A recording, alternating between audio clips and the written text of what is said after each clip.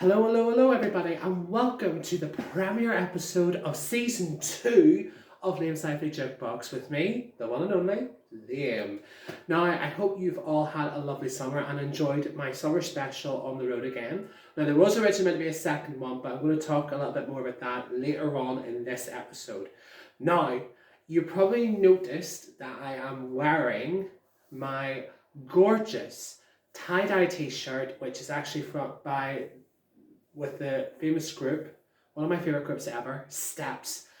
And I bought this off their store quite a few months ago. It is extremely comfortable, may I add, which obviously it's nice and summery, matches the weather here in Spain, and it is very appropriate for what we're going to be talking about today. Now, there's a few things to go through. I'll be talking about Steps and their brand new album, Oh, What the Future Holds, Part 2. Now, this album yesterday went in the UK albums chart at number 2. It went number 1 on the UK downloads and also on iTunes as well. So it also went number 1 a week later on iTunes as well. Number 2 in physical sales, number 2 in the Scottish album charts, and number 2 in the overall UK album charts as well, after a fiercely fought battle with the Manic Street Preachers, who, congratulations, got number 1. But for Steps, it's for me, they always will be number 1, but as I say, it's number 2. But things can still happen. And they were number 5 in the vinyl chart, which I have right here, which is a gorgeous splatter vinyl. If you don't have it, I recommend you get it, okay? I know some people have got signed editions. I just got the normal edition, which actually arrived yesterday by post as I was walking out to work. So that is always good fun as well. And also as well, Steps also made a dent in the ARIA Australian albums chart, charting it at number 11, and 22 on the Ireland album charts as well. So there are many different formats to this album. So there is the gorgeous What the Future Holds Part 2 vinyl, which has a lovely picture of them from Something in Your Eyes. Okay. And I also got the Deluxe CD, which I got in a bundle. So I got Deluxe CD, which has a signed insert in the inside of this. It is a brilliant, brilliant CD, and it's a good collector's item if you want to get it. There's also other editions. There's Rainbow Laminate, exclusive to HMV, and also signed copies, perhaps on Amazon, but I'm not entirely sure because I haven't checked. And also the cassette, which has a gorgeous splatter design as well, similar to the vinyl as well. Now, what a week it has been for Steps. They've launched September, where there's lots of competitions and lots of surprises for everybody who is, for a fan like myself, who has seen Steps as a huge fan for the last 25 years, along with many others. Steps have had an impact on my life in many positive ways. If I've had a low moment, I always turn to Steps. If I've had a celebration, Steps is always on the playlist, or anything like that. Anyone who knows me knows Steps have my heart. Apart from my lovely partner, Steps on my family, Steps also have a part of my heart as well. Now, what I'm going to be doing in this video is going through track by track reviews. Now, I tried to do a shout out to all my fellow fans. Some did respond, so I will be talking about each track individually, and also an overall review of the album. And I do have a review online about this album, which I can say now, I give it 5 out of 5 stars, and I'll explain why at the end. Now, there are 11 tracks in this album. Now, with the deluxe version, there are remixes, there are acoustic versions, and also anyone who has not got the after party or the morning after edition, which is digital, you can get them on the Steps Superstore. They are amazing with medleys, different other mixes, and from remixes that were actually also in part 1 of What the Future Holds, and also new remixes that I've never heard before, which are fantastic. So let's get started. I'm going to do a quick review of each track, and I'll tell you what I thought about it and what things are like. So the first track, the opener of this album, is the wonderful Take Me For A Ride. Now, Take Me For A Ride was actually released as a single at the end of July of this year. On the 29th of July it was released, and it has a great 80s synth beat. It's like the very much 80s disco, which is very true to what Steps are doing, but it also has a mature tone because it's talking about the theme of gaslighting or problems in relationships, which many people have been through or could possibly be going through at this moment in time. But never let anyone take you for a ride. Now, I actually like this song is really good, and I love the routine because the video is also very editorial, which is very different for outfits. It's very different for Steps to do, but it was also really, really awesome as well. But I also enjoyed what I enjoyed more with the album version is I love the introduction because it sets the tone for the album as well. And I think for a lot of fans, if I don't know how it was decided, but I prefer the album version to the single version because I like that introduction. But it also reunites Steps with Topham and Twig, who are one of the mega minds behind some of their biggest songs, like Stomp, Deeper Shade of Blue, One for Sorrow. That reunites them with their old writers, and I think, and also, I hope I've got the right name, Carl Twig. I hope I've got the right name. Also wrote Heartbreak in the City. And speaking of which, Heartbreak in the City is the second track on this album. Now, Heartbreak in the City was an absolute fan favourite of What the Future Holds Part 1. Okay, so a lot of fans were hoping that this was going to be a single. Now, it did become a single, but with a twist. They had the help of the icon herself, the queen of Drag Race, Michelle Visage. Now, Michelle Visage can sing. She can really sing, and it really fits in well with the group. Now, when they were filming the video in Manchester, Lisa, who, because of the current pandemic that we're in, she could not come from Dubai, obviously because of restrictions in with country to country, so it wasn't safe. So they filmed her scenes in Dubai, where the others filmed their scenes in Manchester. But it is great to see live performances, as it was recently in the video 2 Live, which were sublime, and they did it brilliantly with this. And it's fantastic to see Steps going in very experimental directions as well. But Heartbreak in the City sort of brings back the old format of slow verse and then booming chorus. So it was a fantastic way to set the bridge between part 1 and part 2, because Heartbreak in the City really is the bridge track between the 2 albums. So we move on then from Heartbreak in the City to number 3, Wasted Tears. What a amazing song. It's like teaching, if you want a song that teaches you to love yourself, then Wasted Tears is a really good song. It's uplifting with a really good disco beat. It's like really fun. It's time to move on. No more wasted tears. You shouldn't, everyone in this life is too short at this moment in time.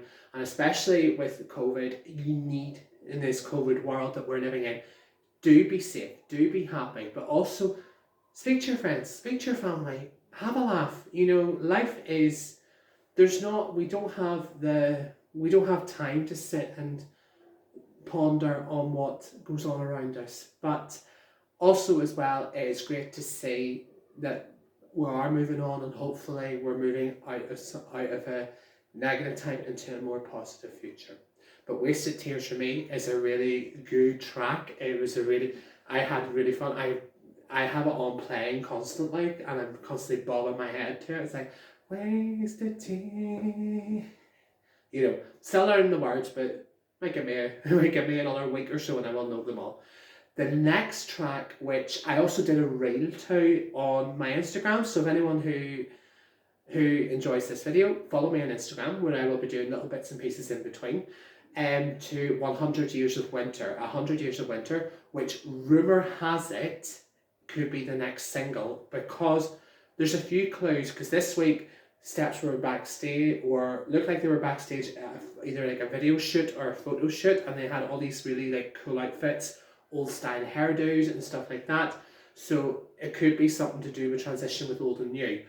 But also as well, if anyone noticed when they are unwrapping their albums, it said singles including Take Me for a Ride, Heartbreak in the City and 100 Years of Winter. So Steps could have just thrown us a hint and said, oh, is this going to be a single? Sorry, I do have an itchy ear.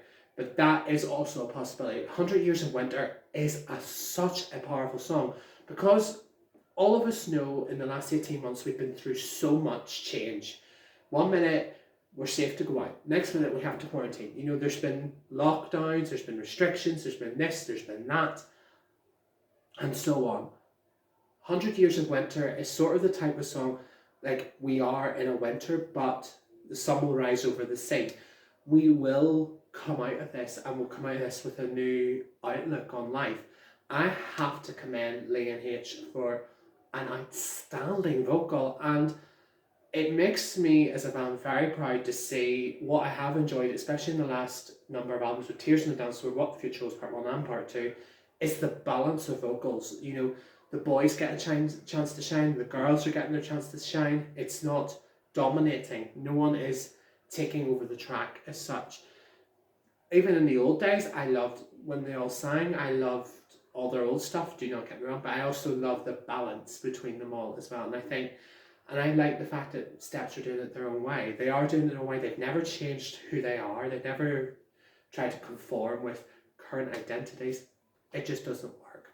And for me, 100 Years of Winter is probably one of the strongest tracks in this album. For such a strong album, it's one of the outstanding ones, and written by Savage Garden's Darren Hayes, which is another, who also wrote No More Tears on the Dance Floor from the Tears on the Dance Floor album as well, which I recommend anyone to listen to it.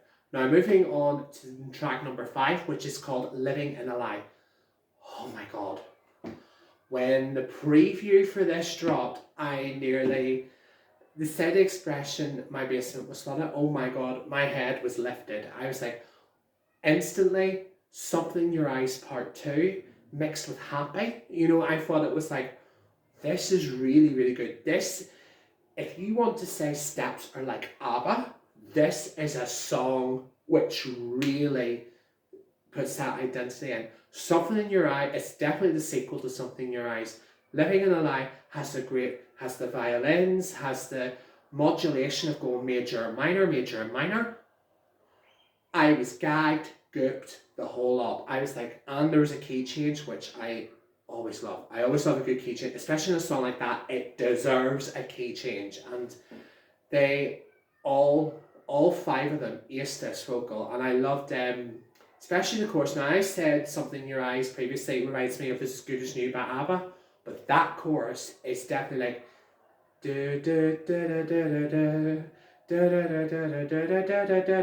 you know, that sort of, where it's like, whereas As Good as New is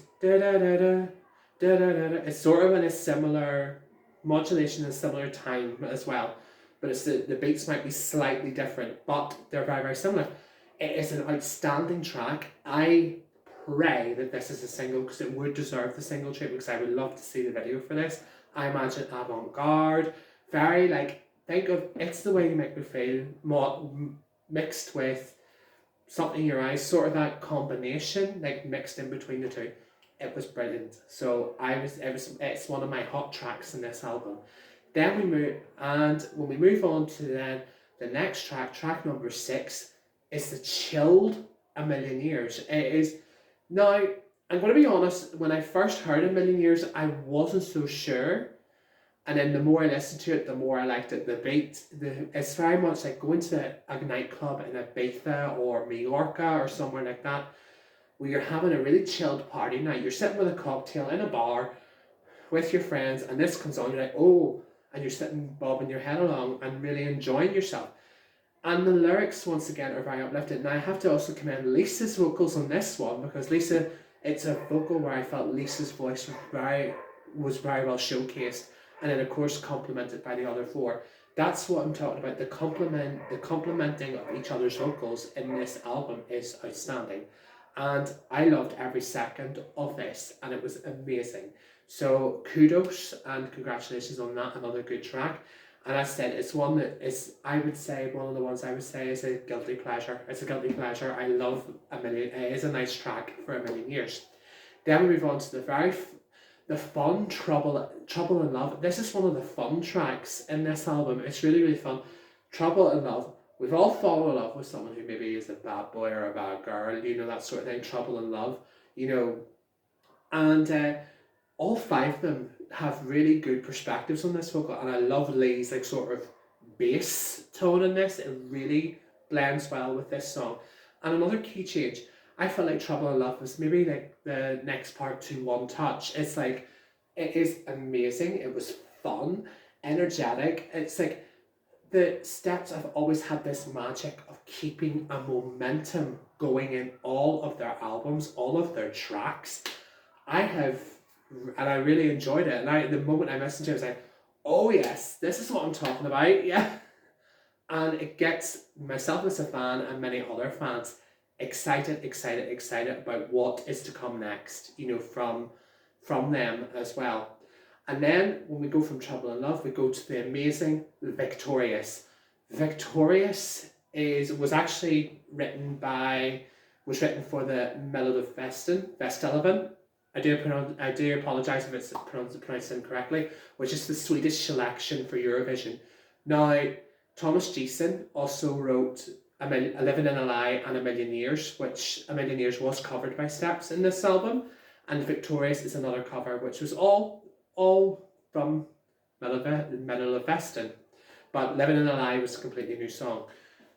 Another cover of Victorious, the vocals from all five, again, the momentum keeps that going. It's anthemic. This is one where I think Steps would be brilliant doing it on tour. I can see them performing this with a good routine. I think one of the best moments in the album was one of the best moments, gold moments of this album and this song was the bit before the last chorus where they're sort of doing their individual moments. It's like, oh, we gotta be strong, oh, we gotta be brave. Each member had an individual moment to sort of show their voices, and then that anthemic chorus, and Claire, oh wow. I thought her voice was high enough, she went higher again, and that sort of accentuated from the other four as well, so it sort of lifted each other up. It's uplifting to listen to, uplifting to dance to.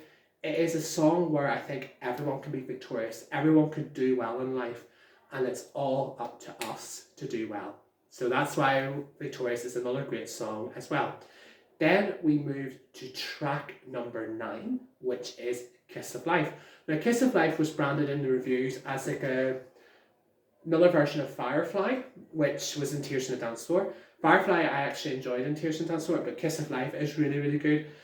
My oxygen, I'm getting breathless. Kiss of Life being brought back to life by a lover, sort of thing.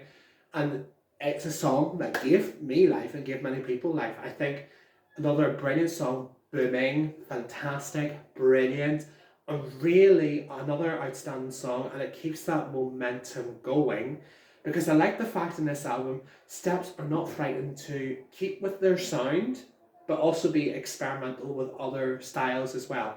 And this also reflects on the final track number 10, before the pre-finale, which is High. High sounds like it's something that should be in a musical. It sounds like something that should be in a musical. And I really enjoyed listening to it. It sounded like very like from The Greatest Showman. It should be like in a musical version of like Mamma Mia or something. If Steps ever released a musical, this is a song that has to be on that list, because it's uplifting, it's positive, it gets everyone thinking, yeah, I like me, and you should be proud to be you. Steps have always been very much for their fans. They've been very much for people of different walks of life, different members of communities, like the LGBTQ community, which I'm also a part of, and my partner is, and also artistic expression. That's what it is all about. And this album is artistic storytelling, pop masterclass at its best, which when I talk about my overall review. And then finally, track number 11.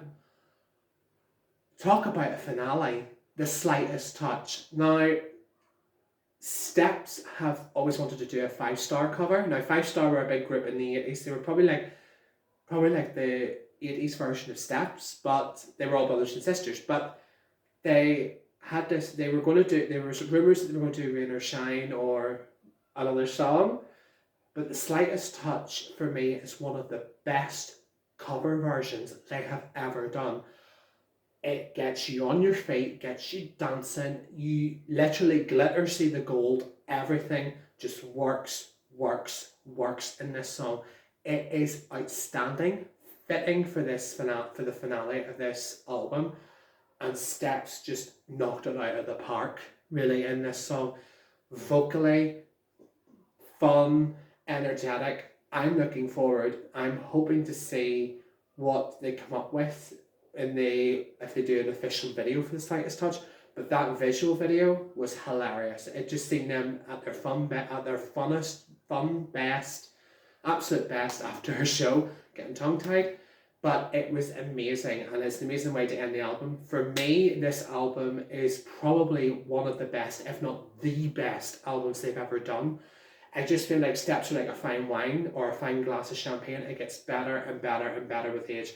And with them coming into the 25th anniversary next year, they couldn't ask for a better result.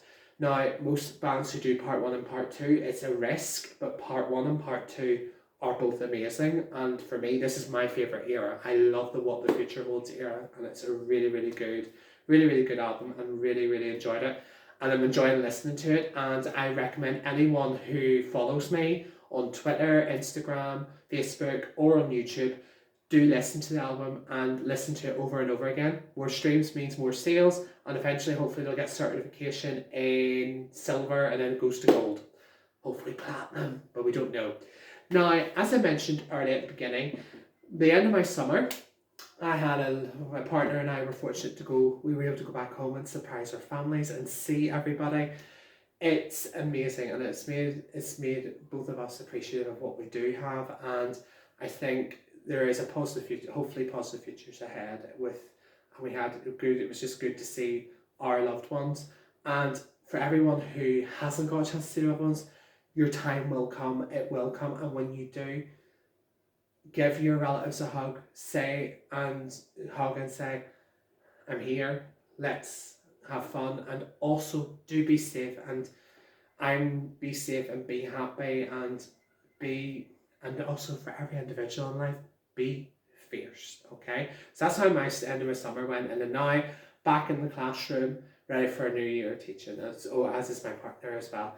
And then also, just before I sign off, the biggest reunion in history has just happened. ABBA are back. ABBA are back, the Steps predecessors, as I call them, or the original, the OGs of the pop world, have released 2 new songs, I Still Have Faith in You, which is absolutely beautiful, and Don't Shut Me Down, which is so catchy, so energetic, it's great fun. They will be releasing Voyage on the 5th of November, which I hope I've pre-ordered my copy, so I hope you all have too.